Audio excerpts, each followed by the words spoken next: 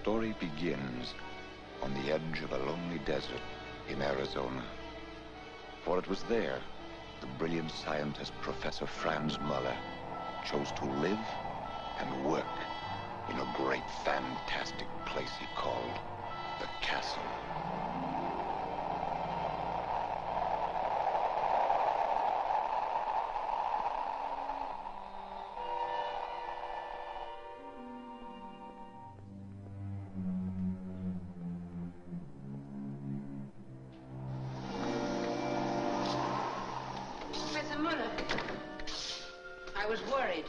Now, Mrs. Fame, you know what always happens when a professor runs into Phoenix for an hour.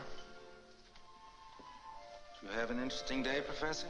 Quite, Mr. Cory. Thank you, Mrs. Fame.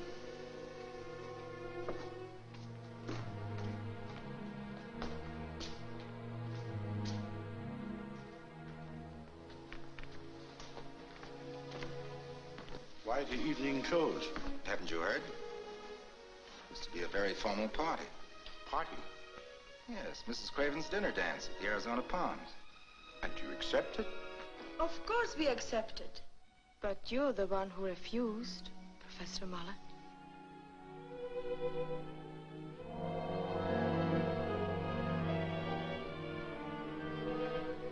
My dear Janice, you ought to know by now how I love society. No, those things are not for me. Besides, I have some work to do. What have you there? Oh, Patrick, look. It's a monkey. It's sick. TB. Where did you find it? Bought it from an organ-grinder. Think we can save him? Won't live through the night. Then why did you buy him? Oh. Yes, Janice, another experiment.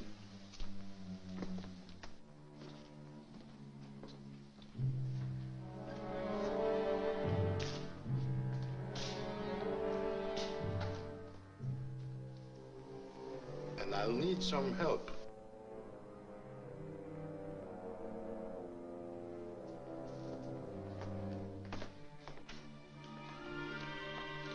So you won't give up, huh? Give up? Not until I have proven that the animal and human brain can be kept alive even after death. I shall try and try again until I succeed, or shall die in the attempt. But you already know you can keep the brain alive. I merely think I do. I've never succeeded yet. And if I could prove that, what do I know about the brain itself? Nothing. Can it think? Remember after its body is dead? Could it be made to feel? To hear, perhaps? Or to express itself in some way? To contact the living? And if you did find out, what would be the benefit? You ask me that? Would it not be the achievement of all times to keep the brain of great thinkers, scientists, inventors, authors, statesmen alive?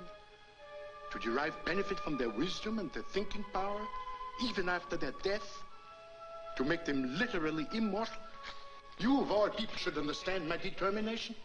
Just being an authority on the encephalograph wasn't enough for you. You wanted a chance to actually work with it, to prove that it could be practical. Could be. It is practical. You see? Your very belief in that shows how determined you are. Although I wasn't very encouraging the first time you wrote to me. The first time? The first 20 times I wrote you.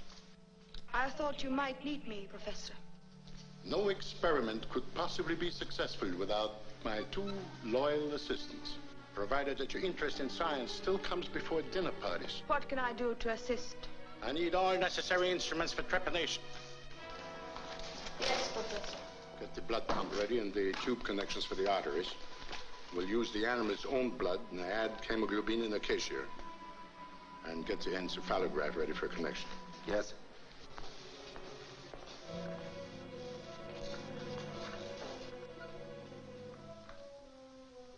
And don't forget the giggly saw.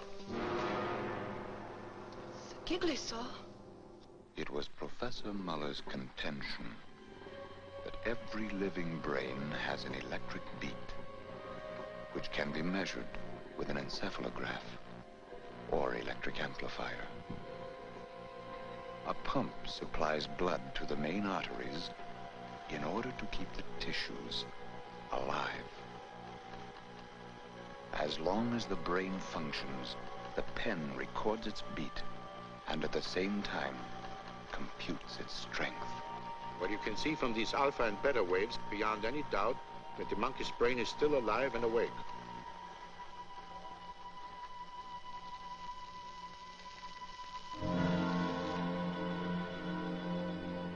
What's this? The waves have stopped.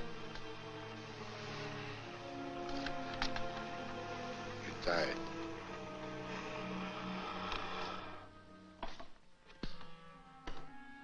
Must remember the monkey we had was sick. Perhaps if we had an animal that was in perfect health, we might be able to... Perhaps. In any case, I've kept the monkey's brain alive for 1 hour and a half after the animal's death. That is a tremendous step forward in my experiment. And what I did with the simian's brain, I could do with the brain of a human being, if I had one.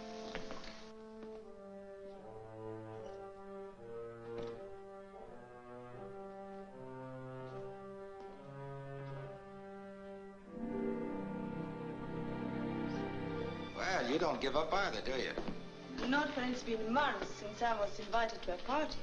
Well, you should be where they send invitations every night. You get them, too. You know, you don't belong here. Why not? Professor Mueller says I have the makings of a very good scientist. I know you don't approve of my ambition. Stop it. On the contrary, I do. Not too much. I'll need it. This gown reeks of chloroform, and I don't want to put my dancing partners to sleep. Don't you worry. Besides, you'll only have one. He's wide awake. I'll get the car.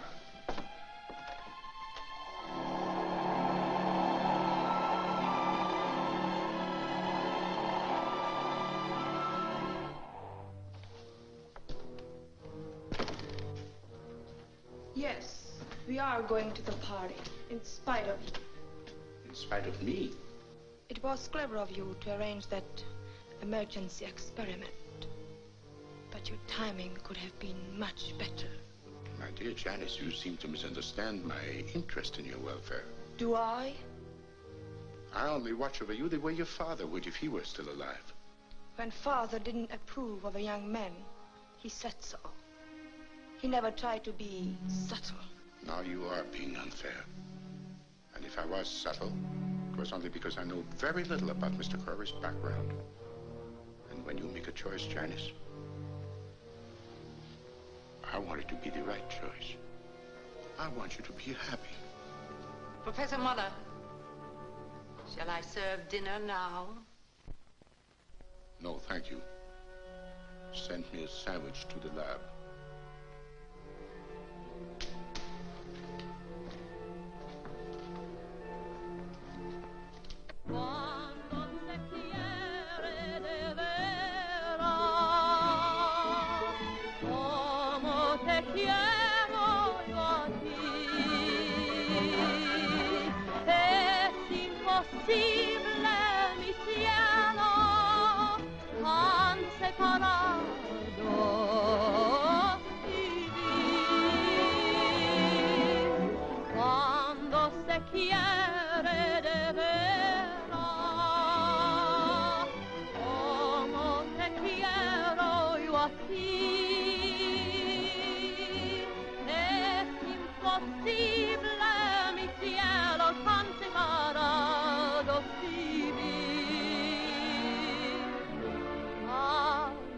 Separados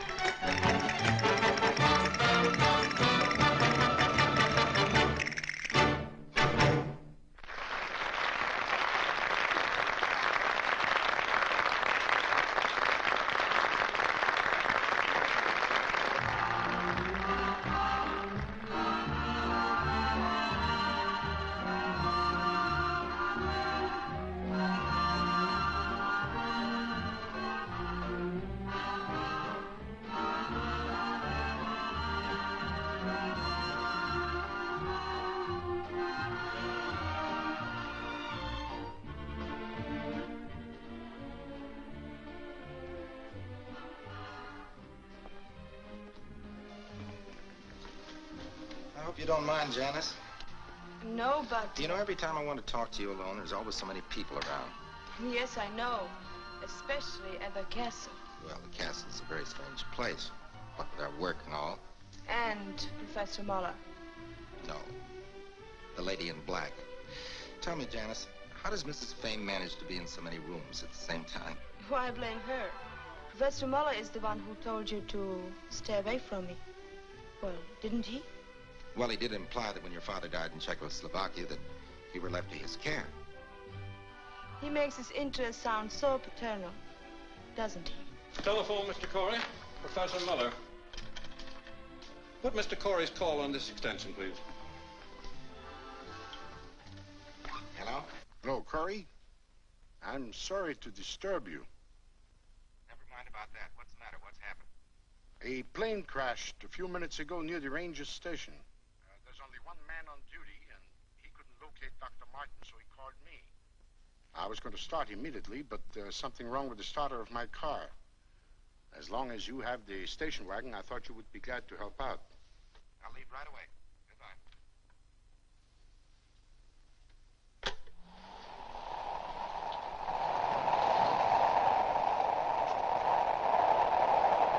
Oh, it's you, Cory. Quick. You better stay here, miss.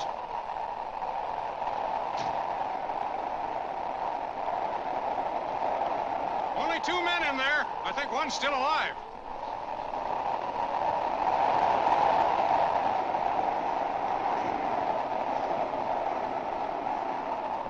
I brought a stretcher along.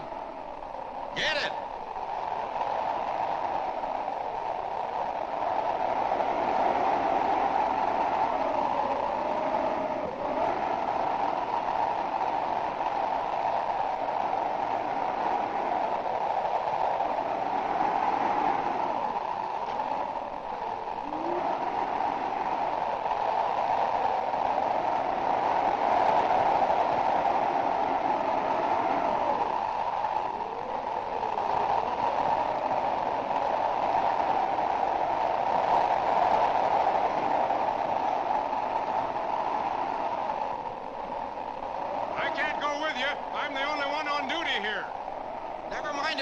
Just keep trying to get Dr. Martin. What'll I tell him? Tell him there's a chance to save this man's life. We'll be at the castle. All right.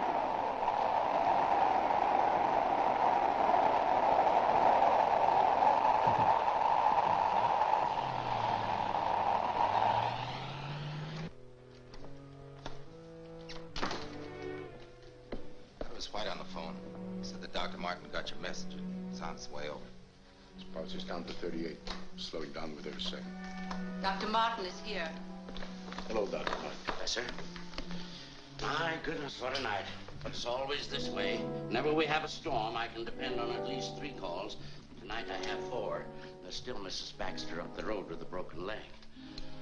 Quite a place you have here, Professor Mueller. Looks like you have everything I'll need in case we have to have an emergency.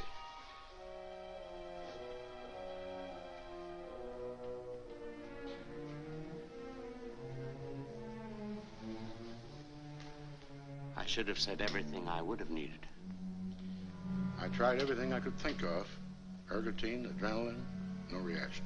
I'll make all the necessary arrangements. Is there a telephone? Yes, there's one before you. I wonder if you'd mind getting my office. The night number is Desert 525. Yes, sir. I suppose they'll have another case for me. It's Mrs. Baxter with a broken leg. Is there anything else we can do, Doctor? It would be a great help, Professor, if you'd fill out this death certificate. All right, Doctor. And bring it to my office in the morning. Gladly. Thank you, Professor. Good night. Good night, Dr. Martin.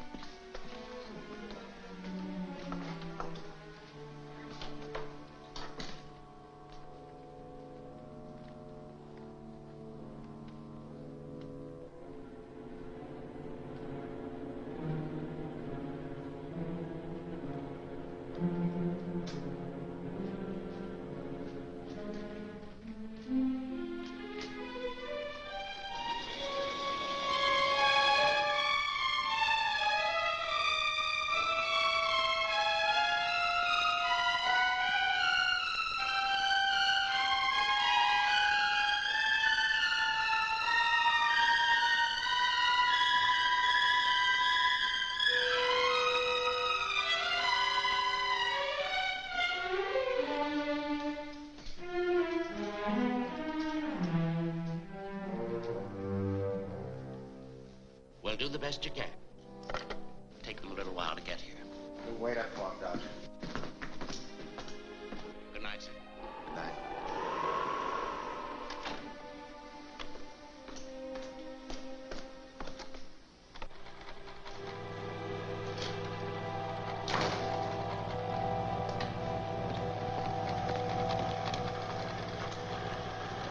His brain is still alive. That's impossible. Look for yourself. Look at the waves. Look at the bulb.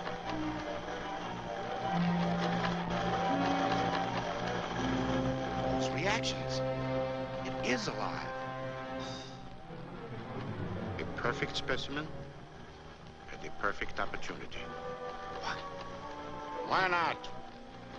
Haven't I been waiting for a human brain to prove my theory? Haven't you been waiting for a chance to prove the possibility of the encephalograph?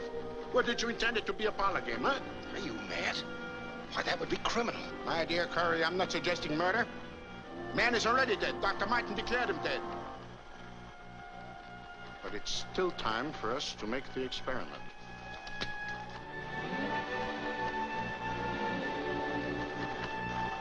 So sterilize the instruments. Sterilize? What for? The man is dead. I said sterilize the instruments.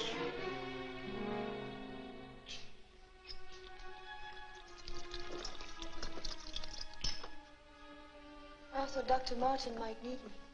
I want some instruments sterilized, please. Where is Dr. Martin? He's not here. He's gone.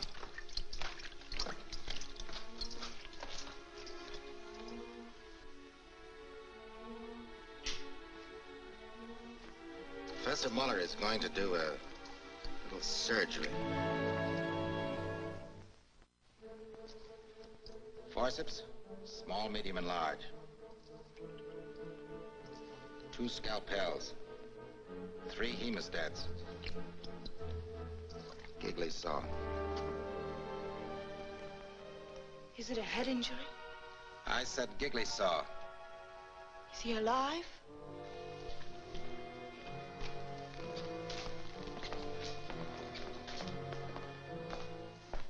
Patrick, you didn't answer my question.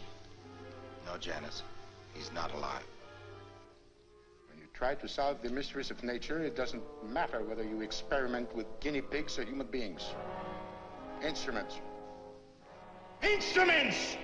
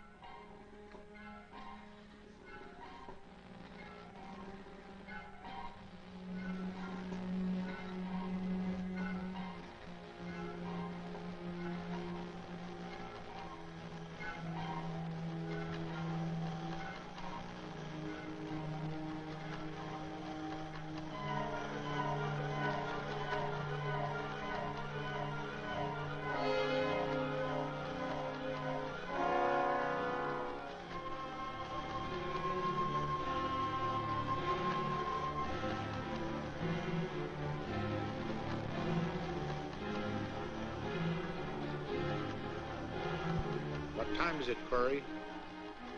3:30. Janice, tell Mrs. Fame to make some strong black coffee, will you please?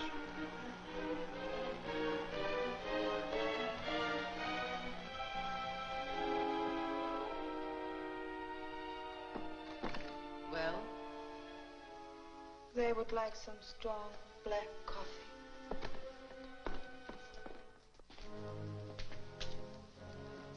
Oh, that reminds me. Fill this out, Cory, will you? Death certificate? Oh, yes. Dr. Martin left it. Who's going to sign it? Dr. Martin, of course. All I gotta do is fill it out.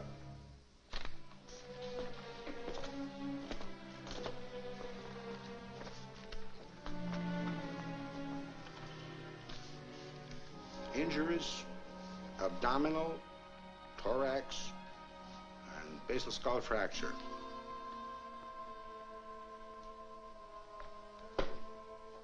Cause of death, internal hemorrhage. Don't you realize what you did is against the law? It's illegal. Don't you realize it's what we did? Who was this man? Let's see.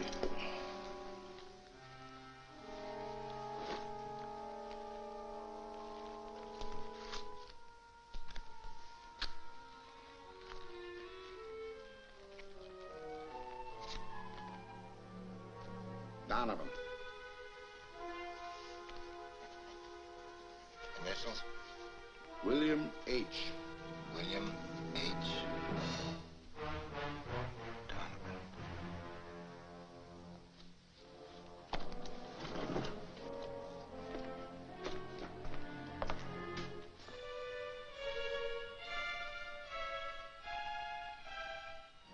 So you think it's just a matter of getting Dr. Martin to sign a death certificate, do you?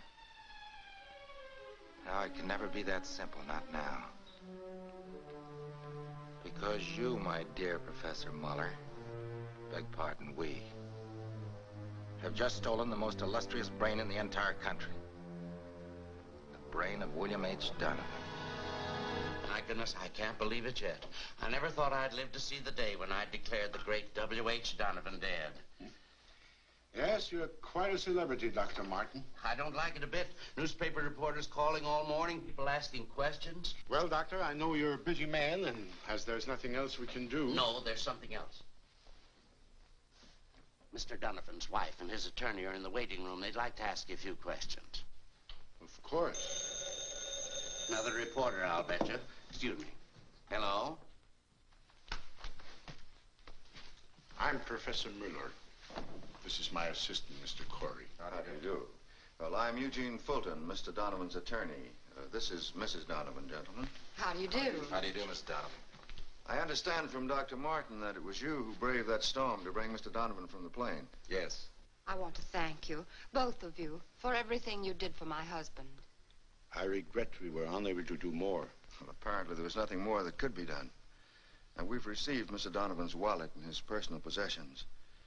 Since you were the last persons to see him alive, we wanted to know if... Yes. Did Mr. Donovan say anything before he died? I mean, did he leave a final message? He was in complete coma when we found him. And he never for 1 second regained consciousness. Is there anything else we can do? No, thank you.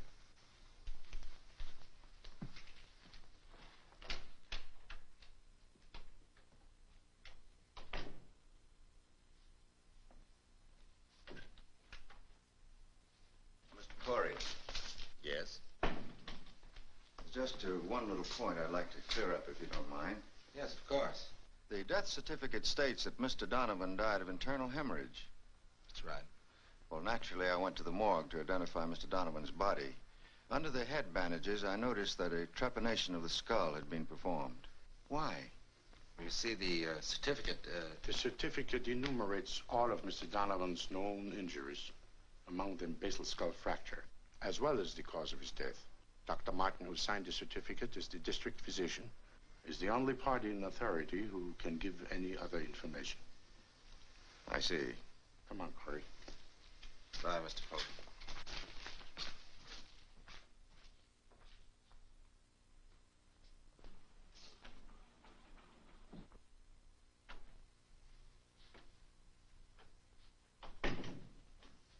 Well?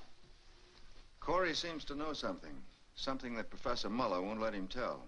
Oh, nonsense, Gene. If W.H. did say something before he died, why would they want to keep it a secret from us? That's one of the things I want to find out. What do you say we miss the plane? A few hours more in Phoenix might prove very interesting. All right.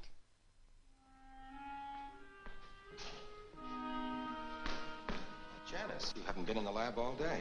Patrick, let's get away from here. Just as we're starting the great experiment. Great experiment. You don't want to be a part of that. I didn't hesitate being a part of it last night. Why should I run out now? You wouldn't be running out.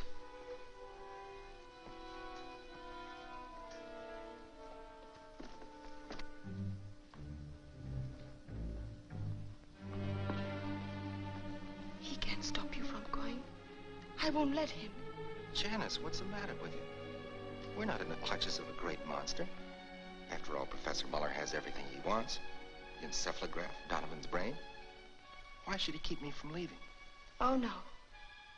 Professor Mueller doesn't have everything he wants. Perhaps I didn't understand what you were trying to tell me last night.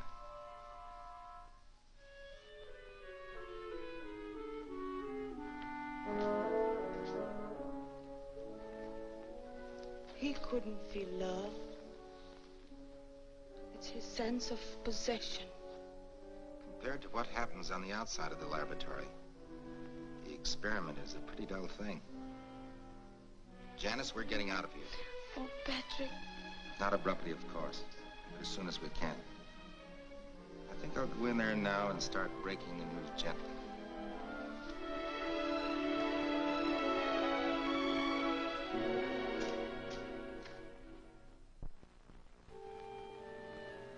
Cory entered the laboratory with every intention of telling Professor Mueller of his decision to leave.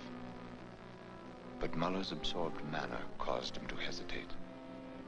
And as he waited for an opportunity to speak, his own interest in the encephalograph was again aroused by the fact that the lines on the paper were strong. The brain was alive. Curiously, Cory watched. Then his curiosity turned to fascination. That same fascination erased all thought of Janice and bored deep into his scientific mind, intriguing his undying ambition to be at least partly responsible for an important contribution to science.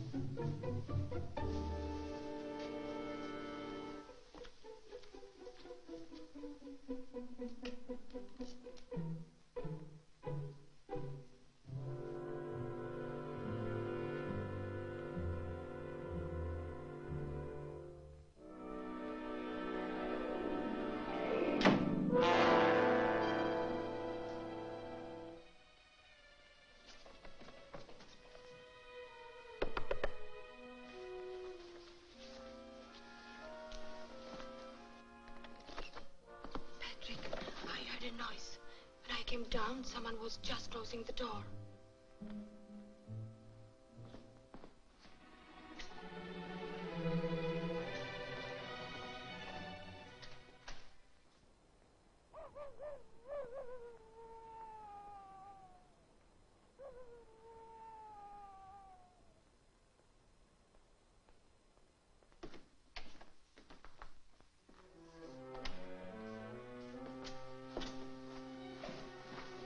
Nothing.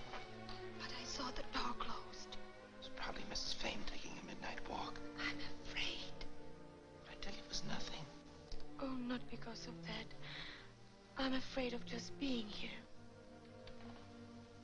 Did you say anything to Professor Mueller about going away? I'm not going, Janice. Don't you leave either. Don't ever leave.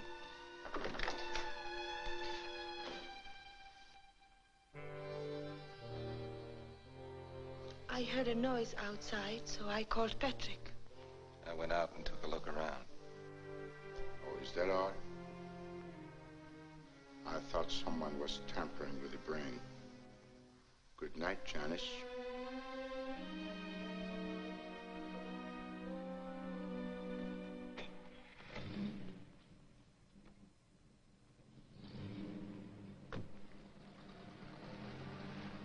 Were you in the house? I was in the professor's laboratory. Well, what did you find out? Proof. They've stolen the brain. I'm going to call the police. Oh, no, dear. That would be stupid. Stupid? Well, what do you expect me to do? I expect you to remember what the rest of the world doesn't know yet. that the fabulously wealthy William H. Donovan left you without a dime. But you were so sure that there was money hidden away. I am sure, dear. That's the reason we can't take a chance of notifying the police yet. This experiment of Professor Mueller's might be successful. And if it is, we'll have everything we want. The whole thing sounds fantastic. It is fantastic. Almost as fantastic as the life and death of William H. Donovan.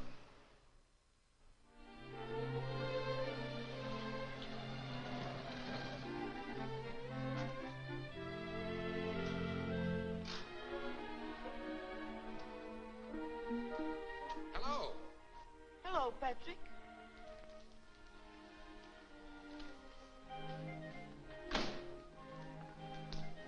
Supplies for the experiment? Yes, I was lucky. Got everything we need.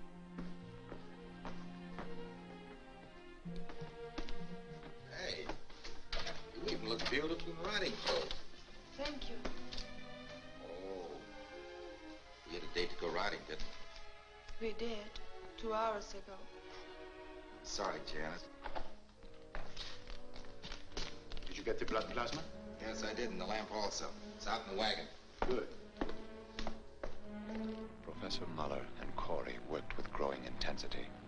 And because of Cory, Janice stayed on, showing an interest, but only for Mueller's benefit.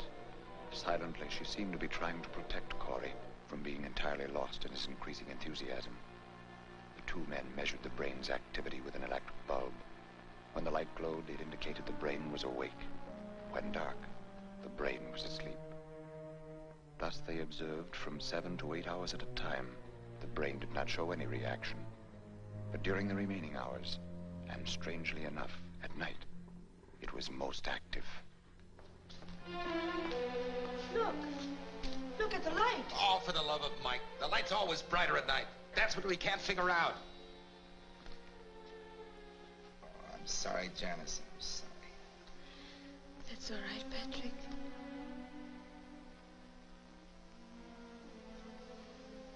Yes, it is strange. You know, if we only knew something of Donovan's habits. We could do some research on the man. Good. Call up the Excelsior Clipping Bureau. Have them send us every word that has ever been printed about William H. Donovan. Here it is. Here's the reason. In this interview, Mr. W.H. Donovan says, "It has always been my habit to use part of the day for sleep, because I work better when the rest of the city has retired, in those still silent hours after midnight." This explains what you wanted to know, doesn't it? That explains the light. But the greatest question still remains: to find ways and means of communication with the brain.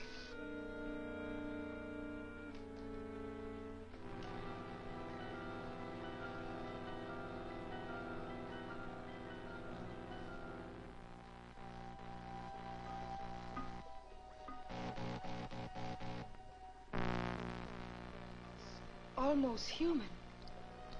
Seems to feel. Almost. It does feel. It even seems to tell us something.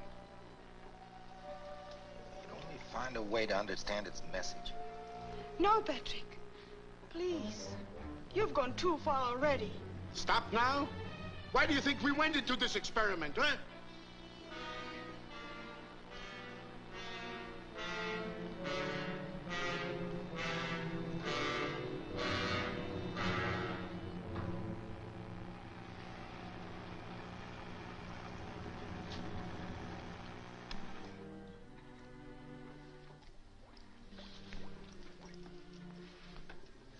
You know, if we could figure out a way to contact the brain through, Morse code. What makes you think Donovan knew Morse code, huh? I don't care whether he did or not. He could be taught. A brain that could think and learn. And even if it could understand, how could it answer us? We can't decipher these waves. Oh, that's right. There's no way of decoding it. What about telepathy? Telepathy? Why, yes, it's not impossible. We know positively that every human brain produces and discharges microwaves which travel through the medium of air until they reach other brains in a receptive state, on the same principle as radio waves sent by a transmitter are received by radio sets. Yes, but how could we apply that theory to this? if we could strengthen the brain, overfeed it, so to say, the electrical output would increase, which would favor telepathic transmission. But I still say, how could we apply it? Well, we would need a medium, someone who would be able to make his own mind an absolute blank.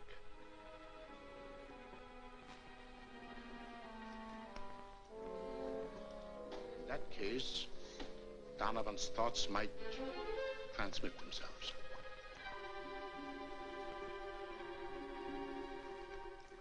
Cory had reached the stage in his work where he felt he was being driven on by something stronger than himself. Night after night, he would stay on in the laboratory, long after Mueller had retired. Finally, he moved a cot into the room so that he might remain constantly near the experiment. Between fitful hours of sleep, he worked feverishly. One night, discouraged by the slowness of the increase of chemical and tissue changes, he deliberately overfed the brain with enriched blood plasma. And then he watched, hopefully, waiting. It was that very night Patrick Cory received his first message from Donovan's brain.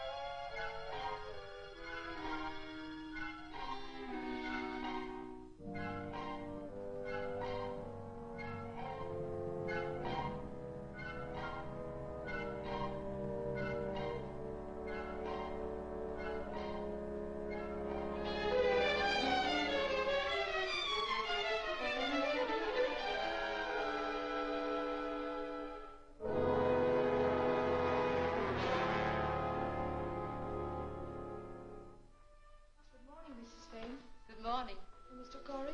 Yes? I'll take it.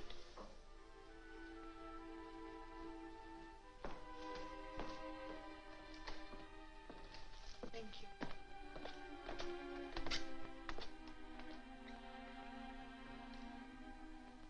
Patrick! Patrick! Wake up!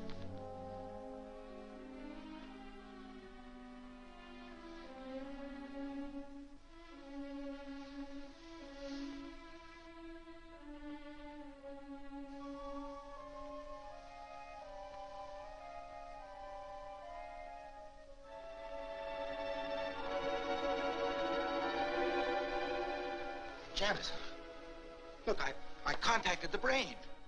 Of course it was written by me, but it's the exact signature of W.H. Donovan.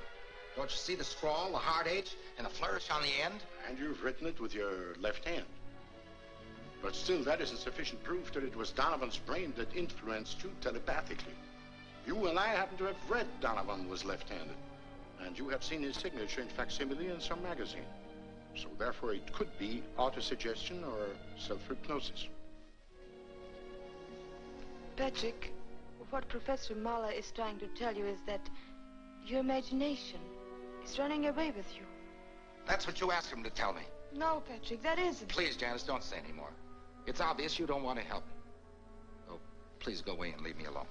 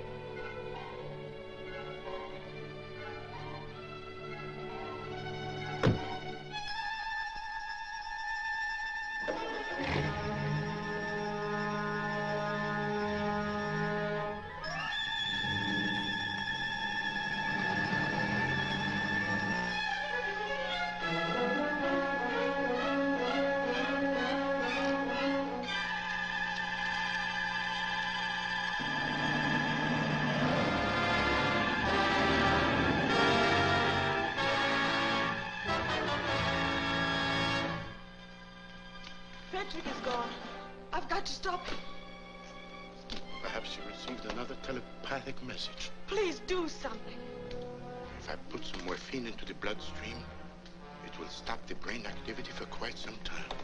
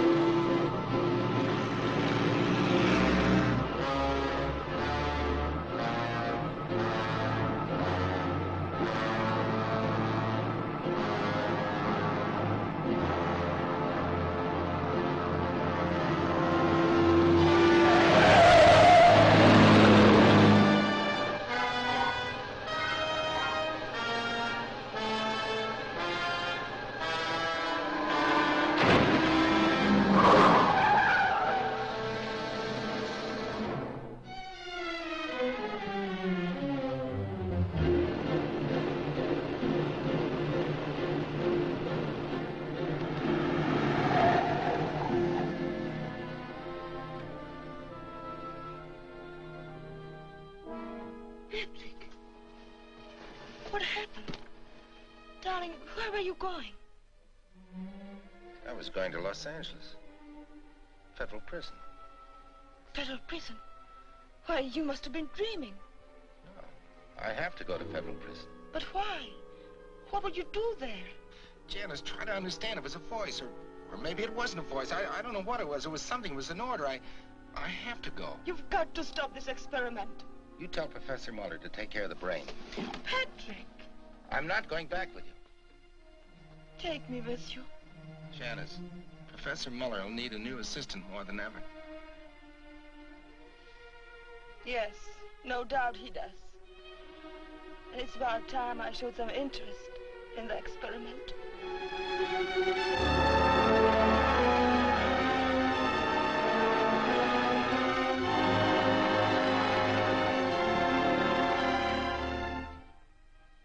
Mrs. Donovan will see you in the library.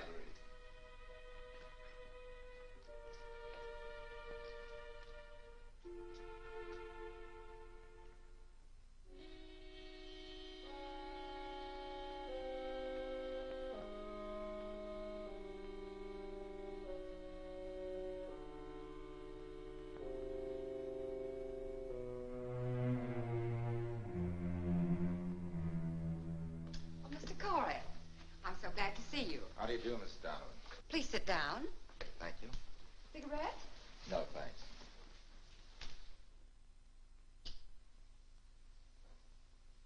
I suppose you've read the papers. Yes, I have. It's absurd, the ridiculous things they're saying about Mr. Donovan. Mrs. Donovan, I've had something on my mind that I think you should know about. Yes? It's about Mr. Donovan's last words. Then he did say something. Yes. There were 2 words he kept repeating. 2 words? Federal prison. Oh. Well, that place has no significance for me. But let me call Mr. Fulton. Perhaps he has an explanation. Excuse me, please.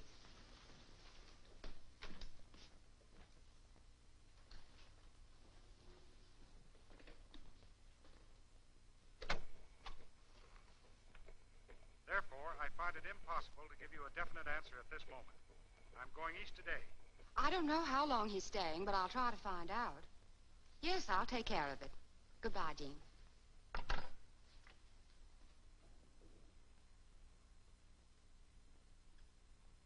On my return, I'll discuss your letter at the next meeting of the Board of Directors. Oh, I apologize, Mrs. Donovan.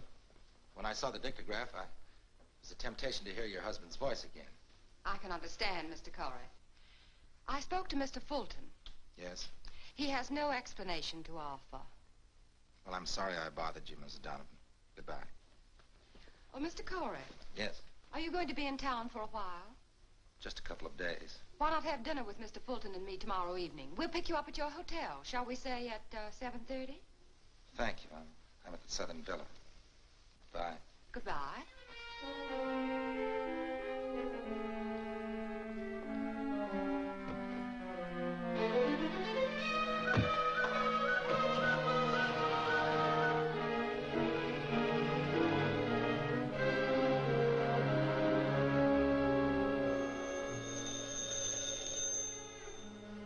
Yes? Ready with your call to Phoenix, Mr. Cory. Just a moment, please. Thank you. Hello? Hello, Janice. This is Mrs. Vane. Oh, Mrs. Payne, this is Mr. Cory. May I speak to Miss Farrell, please? I'll call her.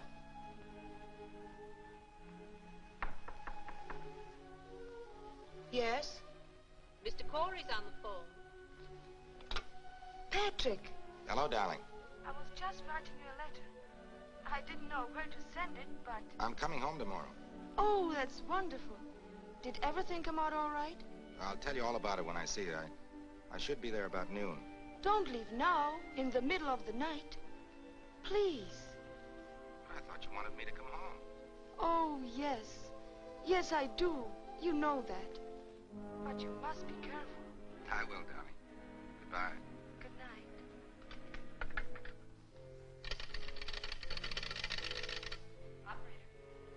Alberta, I was just talking to Los Angeles. I was cut off.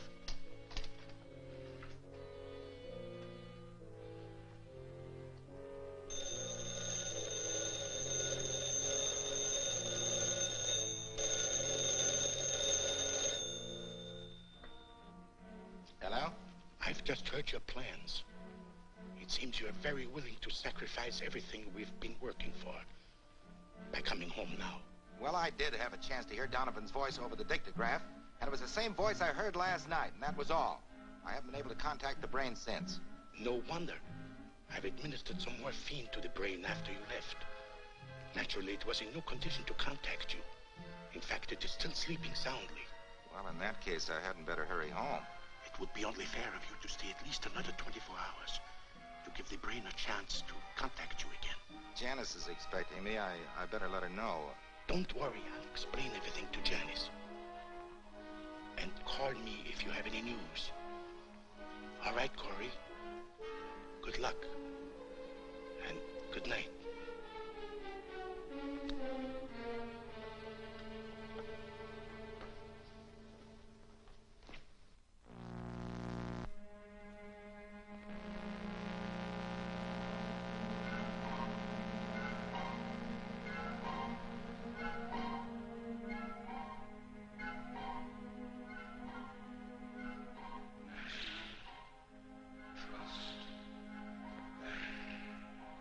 Nash.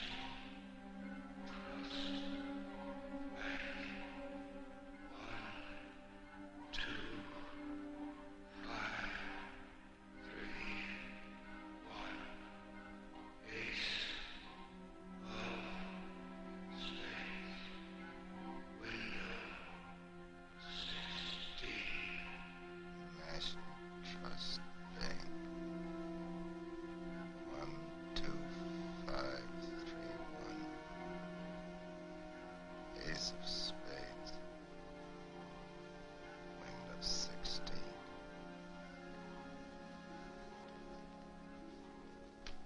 One, 2, 5, 3, 1. That's not a signature. It is. Make it $1,000 bills. One moment, please.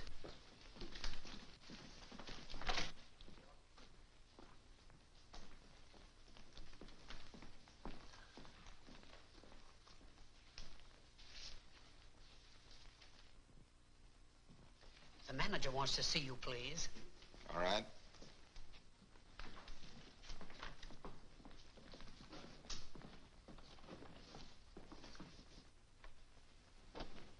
My name is Phipps. I'm Patrick Cory.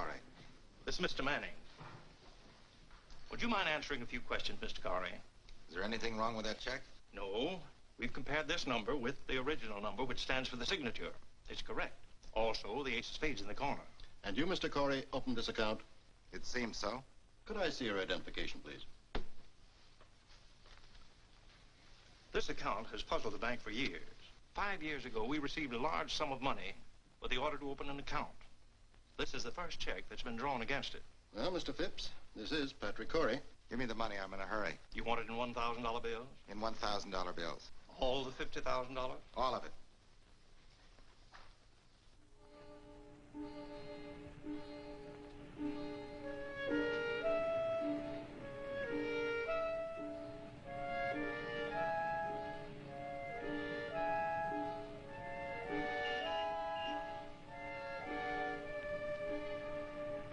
The same strange impulse that forced him to go to the bank, sign a check with a peculiar signature, take money that wasn't his, now held Cory captive as he walked along. What should he do with the money? He tried to blot out his own thoughts so that the brain could prompt him. And then, quite suddenly, it did. Instead of crossing the street, Cory found himself turning in another direction. Mr. Cory, I didn't expect the pleasure of your company until this evening. I'm sorry I haven't time for social obligations. I came here strictly on business. Sit down, won't you? What can I do for you?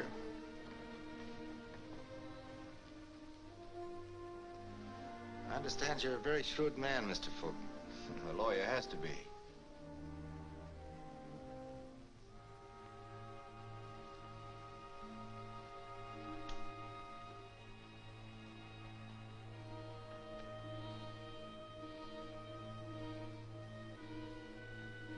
I want you to get a man out of federal prison. That sort of thing isn't so easy. I know.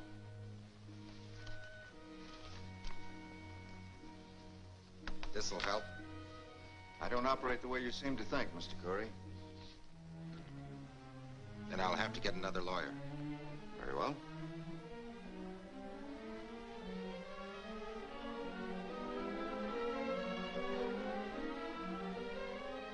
Don't you want to tell me first whose case it is you wish me to handle?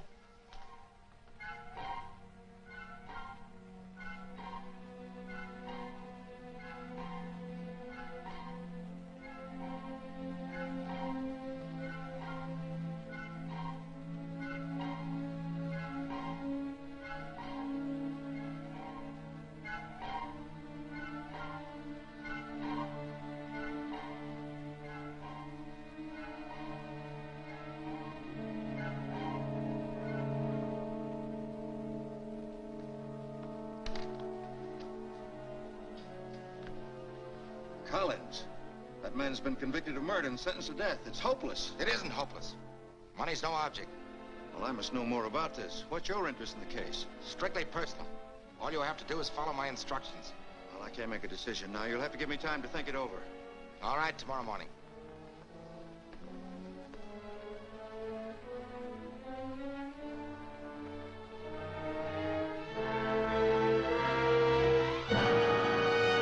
I want to see Collins. Can you arrange it? I'll try. I said arrange it.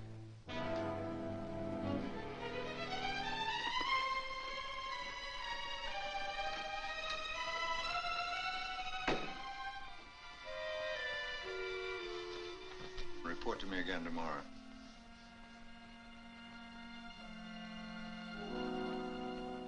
Have Roger Collins brought to my office. It's so surprising that an attorney like Eugene Fulton would take over such a hopeless case. Did he say that he was? No, Then why do you say that? The arrangements for your visit were made through his office. You have no right to assume that he's taking over the Collins case. Why,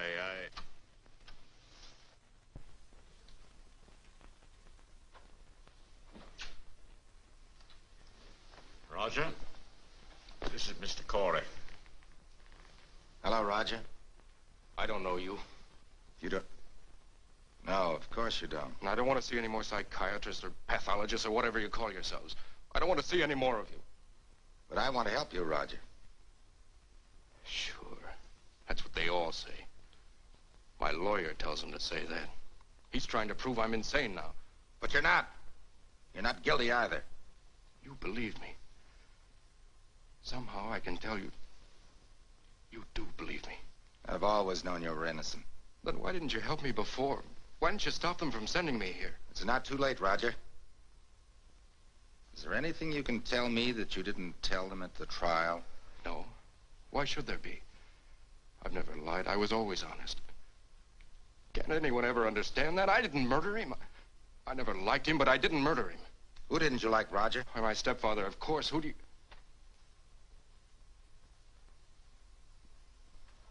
Oh, so that's it.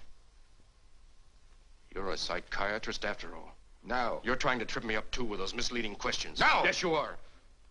You're trying to make me out insane. It's that lawyer again. He doesn't think I should hang, but he wouldn't hesitate to put me into an asylum. Well, tell him I won't go. I don't want to go. I'd rather be dead.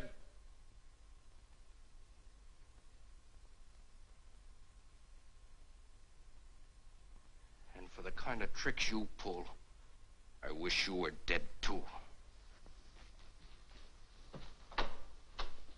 His stepfather. What did you say, Mr. Cory? I was just trying to remember something. Thank you, Warden. No, not at all. You see, it's a hopeless case.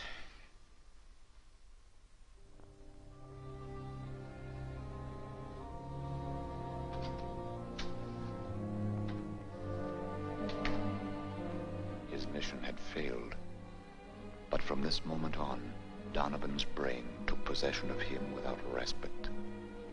As Cory walked along, the voice came to him, urging, demanding, echoing back from the stony walls of the prison corridor.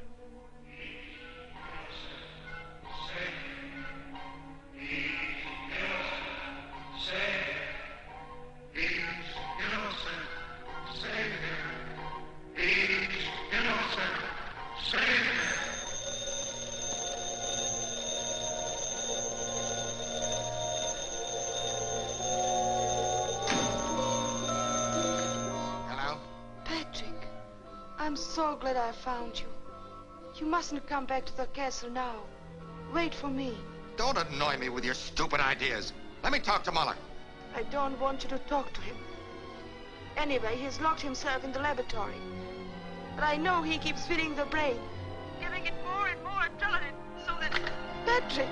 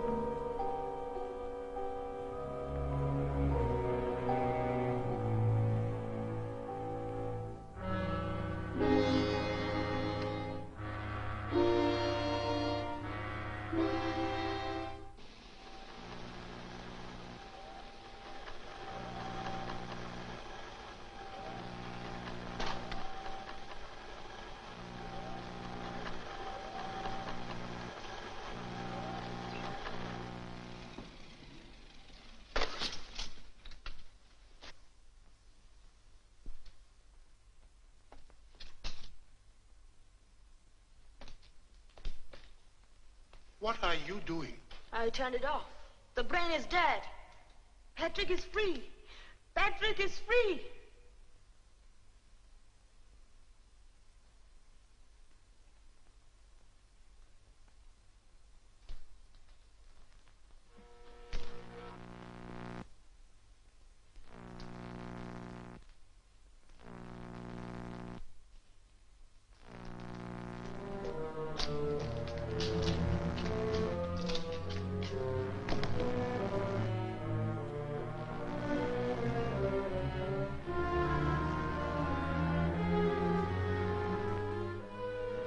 So you thought you could stop the brain, kill it, by merely turning off the current, didn't you? The idea wasn't bad, although your intent was malicious. But look. Look. What you unintentionally made me discover. Just look at the bulb. It's glowing. The brain is alive. Awake and working, independent of electric current, self-sufficient. You mean nothing can stop it? Nothing but the physical destruction of its very substance. Physical destruction. Please let me. I want Patrick to be free. I don't. Why should I?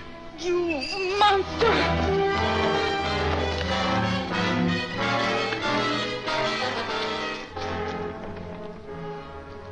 They're in the car. Hurry. You mean you gave me the key too? Yes, get out of here. Hurry.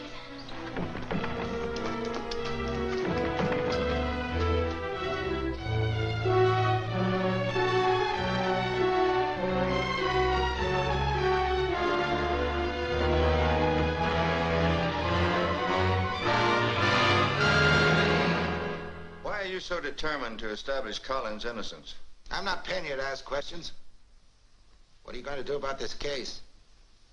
Well, I've been doing some research. I found several witnesses that might prove difficult. One in particular. I believe they called her the star witness at the trial. Who was it? Oh, it was just a child, 13 or 14 years old. She lives next door to the house where the murder occurred. But she came forth with some very damaging testimony against Collins. Give her parents some money and tell them to take her over the state line. But you can't bribe people to do that.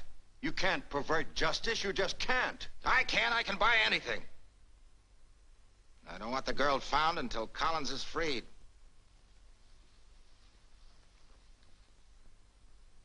Mr. Cory, what is Roger Collins to you? I told you I wasn't paying you to ask questions. That's my privilege. Mr. Fulton, what did you say the name of the star witness was? Oh, yes, Mr. Cory. I'll tell you the whole story. The morning Collins killed poor Mr. Howard, Don't say killed, Mary Lou. But he did, Grandmother.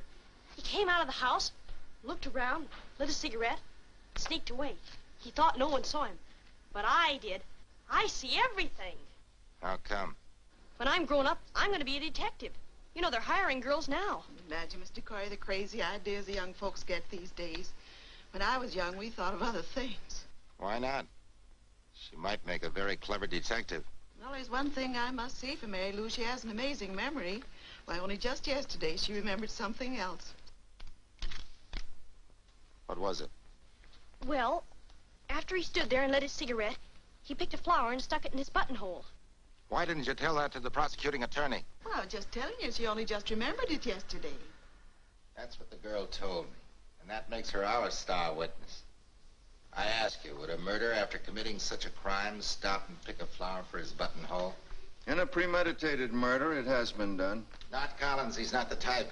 How can anyone tell what's going on inside a man's brain? Are you his lawyer or prosecuting attorney? It's a new clue and a sound one. Anyway, it gives us a chance to reopen the trial. Now, look, Cory.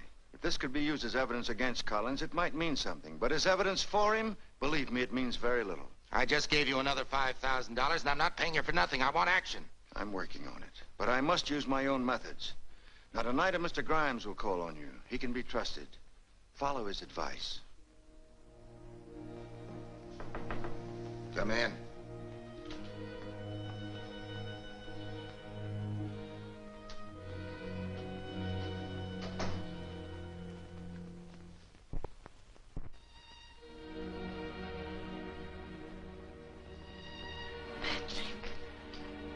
did you come here? What do you want? How can you say that when you need me so much? I don't need you. I don't need anybody. How can I help you? What can I do? You can't do anything. Get out! I have tried to destroy the brain, but Professor Mueller...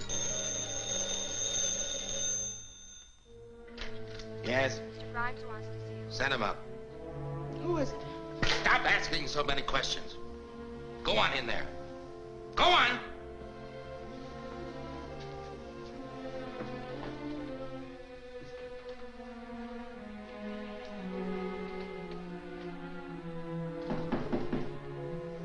Come in.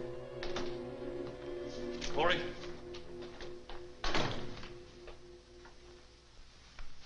Yes, I'm Patrick Cory. Well. Mr. Cory, let's get down to business. Now, let's see what we have here. Yes. Murder, first degree, circumstantial evidence, one-star witness. Well. That's nothing new. Mr. Cory, I'm a man of few words. You want him free, I'm the man to do it. You want quick action, you'll get it from me. What do you suggest? Reopening of the trial. Bribe the witnesses, helping the jurors make up their minds. Altogether, $100,000. 50 on deposit and 50 on acquittal. I'll have to talk to Fulton first. It can only be done through me.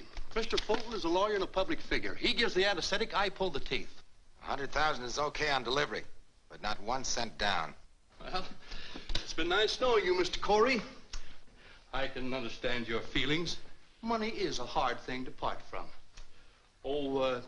You can get a funeral for Collins as low as $65 at Kelly Brothers on Santa Vista. Good day. Wait a minute. Oh, no hurry. I'll give you time to make up your mind. You talk to Fulton tomorrow.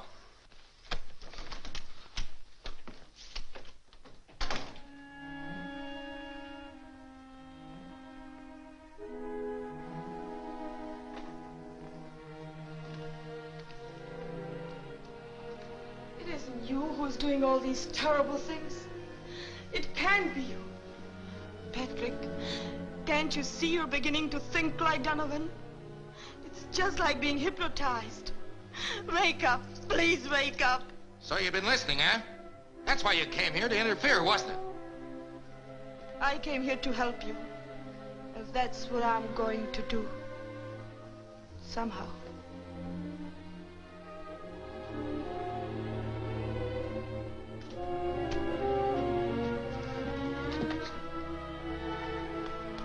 I forgot my pencil. Bye.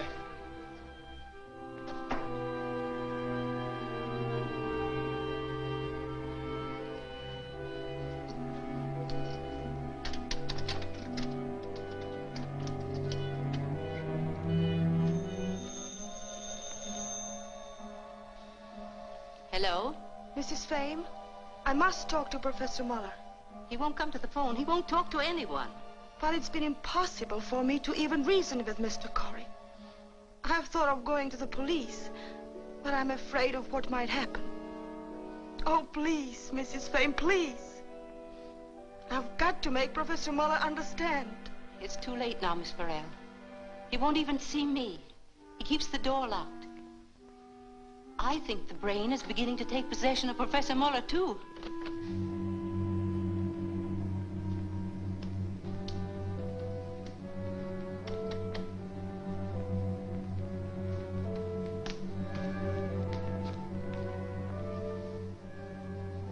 Your sudden interest in Miss Farrell's welfare is really most touching, Mrs. Fame.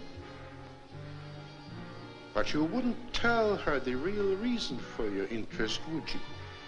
You wouldn't tell her that you've been jealous of her ever since the first day she arrived here? And that you've tried to get rid of her ever since until you finally succeeded? You old, malicious, jealous fool, you!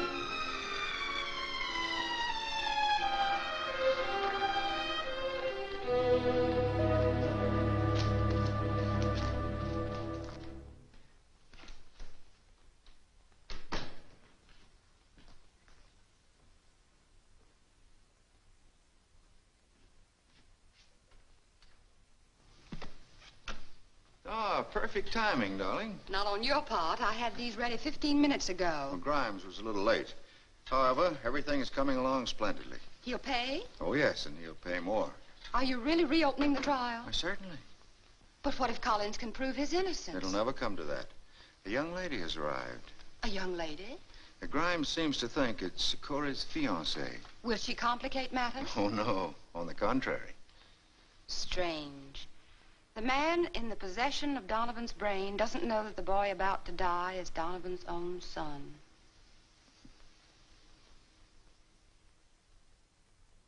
I want results. I paid Grimes all the money he wants. Now I want action. I can't understand how a man with your background can lose his balance so easily. Have you seen the morning papers? No. Well, look at that.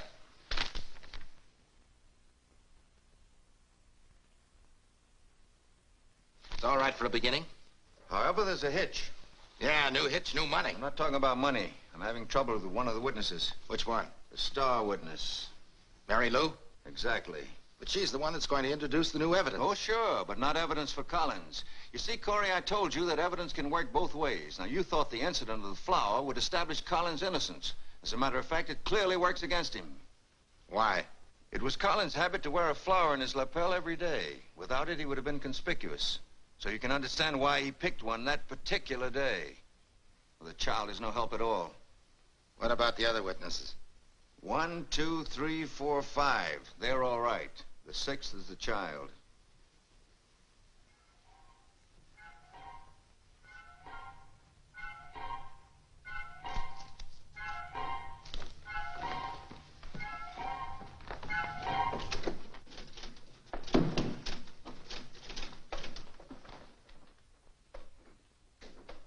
That was Mr. Cory.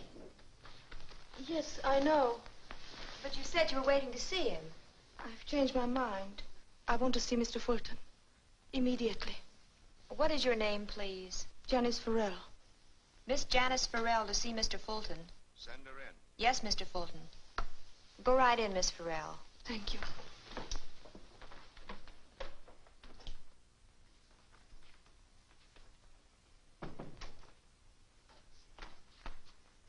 We've met before, Miss Farrell. Oh, so you're Mr. Fulton. No, I'm Mr. Grimes. But, Please, sit down. Miss Farrell, I'm talking for Mr. Fulton, and for a good reason. Mr. Fulton's reputation as a lawyer is beyond reproach. So when things get slightly out of balance, he prefers me to take over. I've really no idea of Mr. Cory's dealings with Mr. Fulton.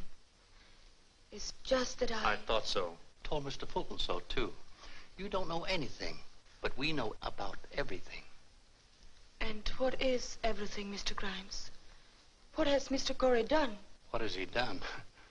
First, he's guilty of stealing a man's brain. Laudable for science, but punishable by law. Second, trying to get a murderer acquitted by influencing witnesses. Possible sentence, 5 years. Third, using Mr. Donovan's funds by falsifying his signature. Another 5 years. But he's innocent. That's the point.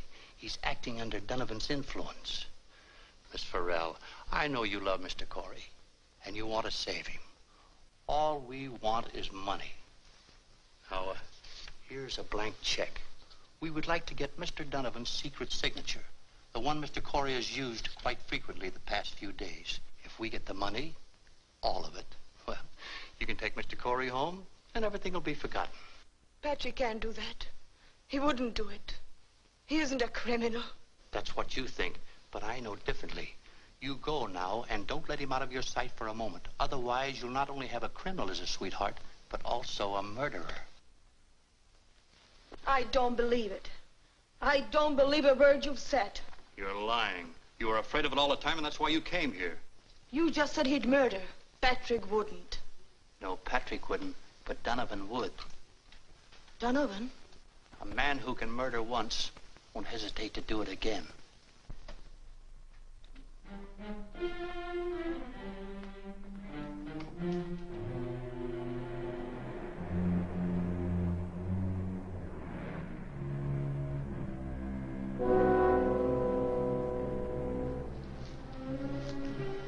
I want you to come with me.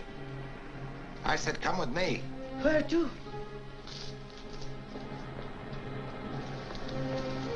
Where are we going? I want you to meet someone.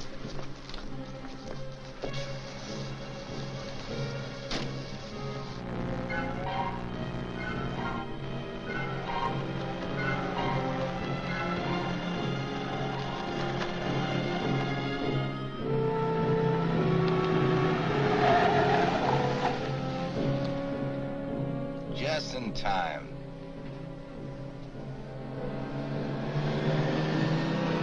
I don't see anyone. You will. Wait.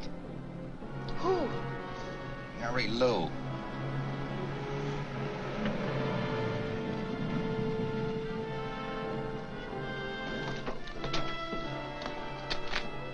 There she is now. Bye, kids. Bye, King. See you tomorrow. Bye.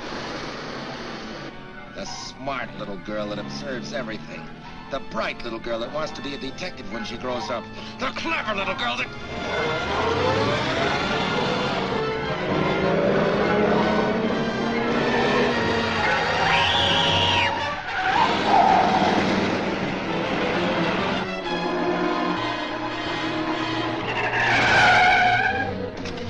That's the last time you'll ever get in my way.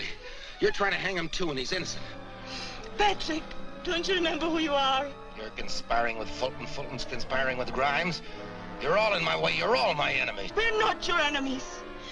You saw the world in the wrong focus. You believe people are against you.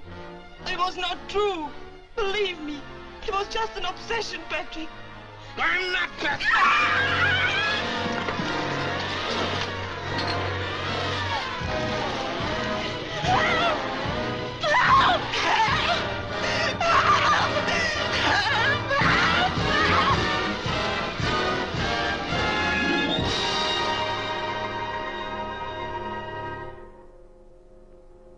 Janice.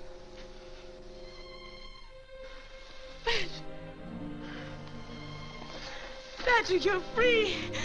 I'm not free. Take me back to the castle.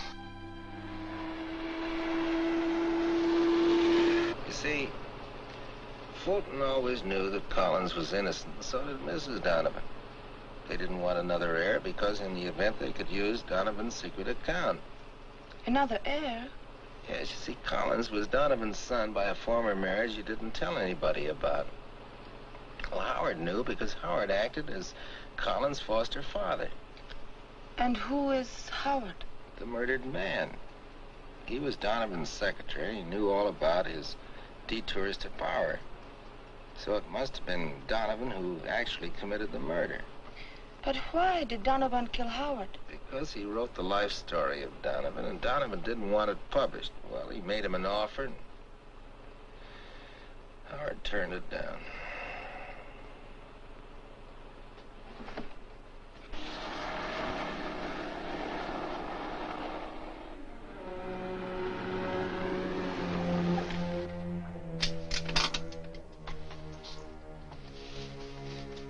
Patrick, here we are. All right, darling.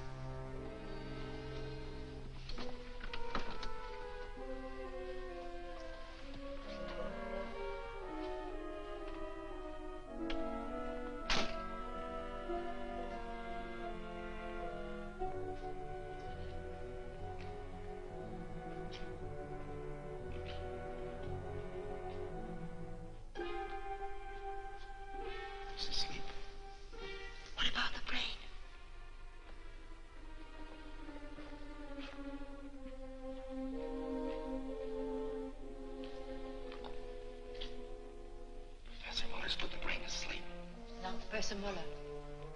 I used all the morphine he had.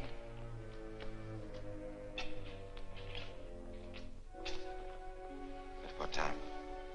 About 2 o'clock this afternoon. That was... But, Patrick, if the brain is asleep, that means... Means it's time to put an end to it. No, Mr. Cory. Not yet. Not when we're so close to success. I don't want any more. I've had enough. It isn't a question of what you want. Your little experience in Los Angeles was just the beginning of our experiment. It's your experiment. You're the one who... Please, please, I want to be free. I want to be free to live my own life. Yes, free to be with Janice. Yes, yes. No!